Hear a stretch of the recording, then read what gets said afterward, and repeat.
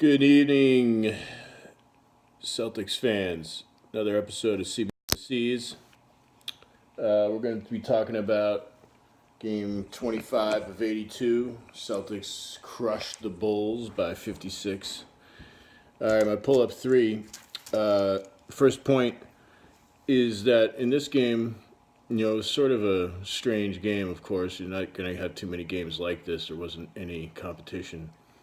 So it was sort of an academic exercise, but this little heater that they're on, this 5-game heater, they're the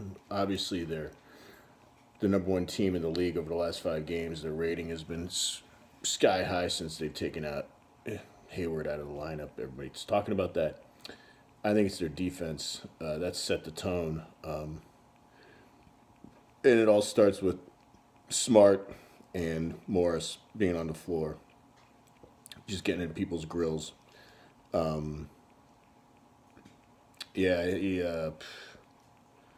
think Marcus Smart's net rating for the game against the Bulls was 80, which is through the effing roof. Led the team. So he's the main guy that's been responsible for this resurgence, in my opinion.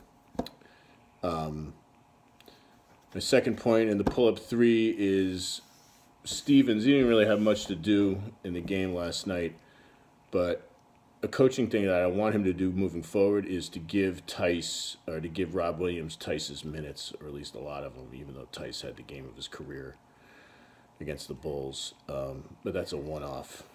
Theis is not reliable, and should not be playing crunch time, and his leaping and jumping is subpar, in my view.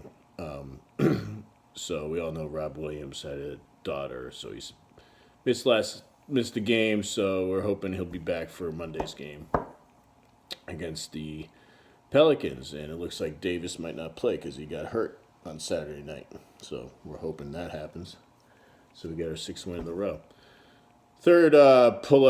Third point in my pull-up three is the statistic of the night, and that's belongs to Daniel Theis. He had a lot of career highs in a lot of areas, but the most interesting one in my view was his plus-minus, which was 50. I looked it up, and on Basketball Reference, and it turns out that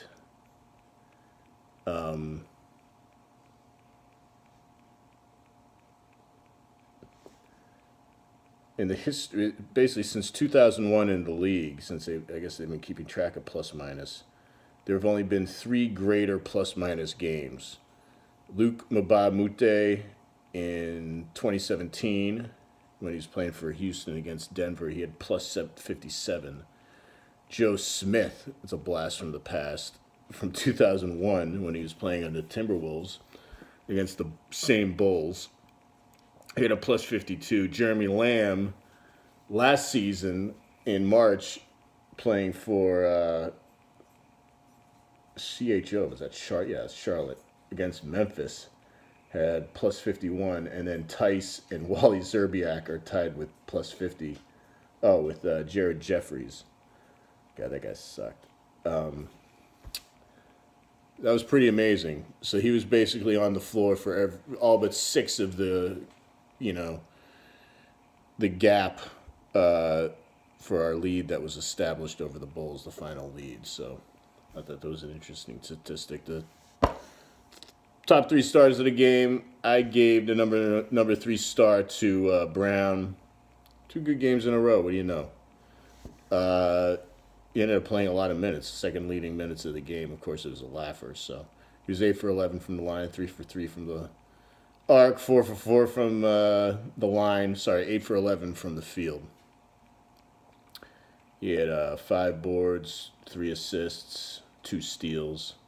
Of course, he can only do it against one of the shittiest teams in the league. So we'll see what happens in a few weeks around Christmas when they get a nice little run of games against good opponents. Second star I'd give to Smart. I just look at that rating net of 80. It's pretty incredible. He's so valuable. I just hope he doesn't get hurt. Even though he did all right with him without him in the lineup last year, in the spring, down the stretch. Number one star, I give to Theis. Can't really not give it to him. He led in minutes. 22 points, 10 boards, no turnovers for a change. That was interesting. Played 32 minutes, no turnovers. 3 stains on the game. I mean, so much to pick from. So the number 3 stain was this guy, Arkidiakuno. Never even heard of this guy. He started. He was the point guard. He played 20 minutes, scored no points. Took 1 shot. It was a 3. Mike mentioned it like he never likes to shoot, and it was clear. He would have like open 10-footers and just not even try to shoot.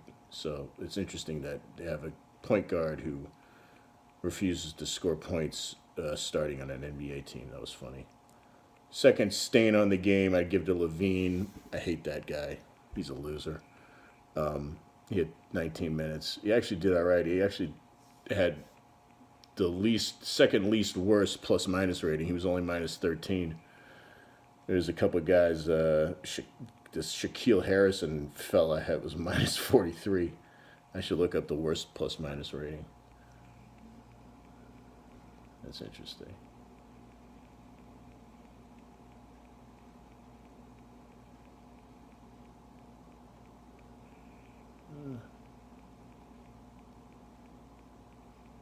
I'll do it for the next show. It's going to require a lot more time. I don't want to waste anybody's time.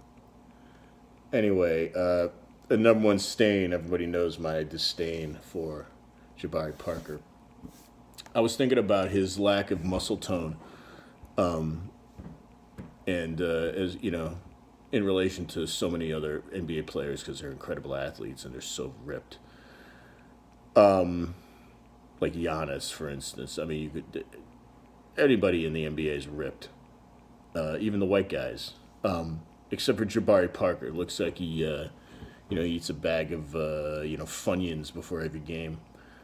And he's not obese like this guy, but I was thinking of Oliver Miller. He was a really fat guy who had really silky skills, and he was in the league. And but it was clear that he had a problem with his diet and staying in shape. So it made me think of him. I can't remember the last time I thought about that guy. He had really long arms and really big hands. And he was really rangy and really funny looking, but he could play. He had skills. A lot better skills than Jabari. They don't pay me to play defense. Parker, that guy's a loser with bad skin too. At least our guys with bad skin can play and ball like Marcus Smart. Anyway, I should do a top 5 bad skin team. Okay, so my closeout, I went to the Aeronaut Brewery Tap Room last night in Somerville. It's awesome. Can't recommend it enough to go there. It's open 7 days a week. They have live music, I think, almost every week. There's a tap room. You can get I think it's 15 different beers they got going on tap. You can buy, I think they got 6 or 7, of their beers in cans you can buy out of a cooler. They have a little it's in a warehouse that shares space with a lot of other businesses, and you can, hang out in back. They got benches, they got sort of food vendors back there. They didn't have any dinner food there last night, but you could definitely order, delivery and get their food there. But it's a great hangout area. I love it. It reminded me a lot of a tap room in Gowanus in Brooklyn that I went to this summer. Of course, I can't remember the name of it. But tap room under the BQE in Gowanus, I'm sure you could find it. Google that.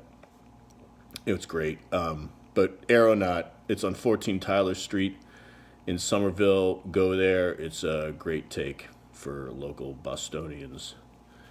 No TVs, though, so don't go when the Celtics are playing or when you want to watch the Patriots or any other team. But they have Wi-Fi, so you can watch on your phone or device. Okay, so next game is game 26 of 82. That's on Monday night at home versus the Pels, and hoping no Davis because our chances will be better because the Pelicans are good. And Drew Holiday had a massive game last night. They beat somebody good.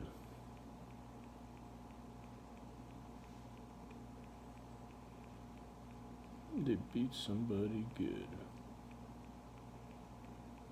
This is the last thing we're going to do. We're going to find out who the Pelicans beat on Saturday night. They beat the Pistons. Not that good. They started out hot, but of course they're coming back down to earth. So anyway, they're coming off a win, so that's going to be good for us.